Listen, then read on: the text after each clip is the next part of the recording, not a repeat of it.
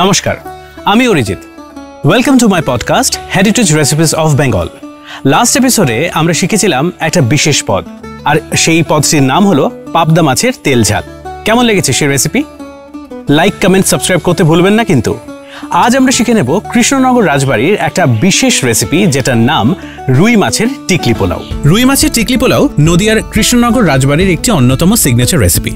শোনা যায় যে 1947 সালে মহারাজ কুমার শৌরিশচন্দ্র রায়ের আশীর্বাদে যে 138 রকম পদ হয়েছিল মেনুতে, সেটার মধ্যে অন্যতম ছিল রুই মাছের টিকলি পোলাও। আজ সেটাই বানাবো। রুই মাছের টিকলি পোলাও বানাতে লাগবে টুকরো করে কাটা রুই মাছ, গোটা গরম মশলা, কাজু কিশমিশ, পাতিলেবু, বেরেস্তা, জায়ফল জয়িত্রী গুঁড়ো, সেদ্ধ ভাত। প্রথমে তেল গরম হলে তার মধ্যে রুই মাছের টুকরো ভেজে তুলে রাখতে হবে।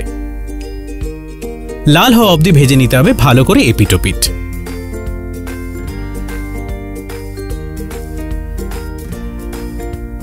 মাছ ভালো করে ভেজে নিতে হবে যতক্ষণ পর্যন্ত পুরোপুরি লাল না হয়ে আসে।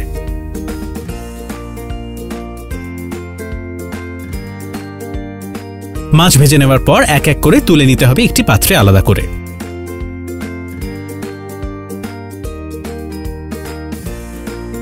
মাছ ভাজা তেলে ঘি, তেজপাতা, শুকনো লঙ্কা, গোটা গরম মশলা এবং কাজু কিশমিশ ফোড়ন দিতে হবে। দিয়ে ভালো করে ভেজে নিতে হবে 2 থেকে 3 মিনিট মতো। তারপর দিয়ে দিতে হবে সেদ্ধ করা ভাত, গোবিন্দভোগ চালের। দিয়ে ভালো করে সেটাকে নাড়তে হবে, ঠিক যেমনভাবে আমরা পোলাও রান্না করি।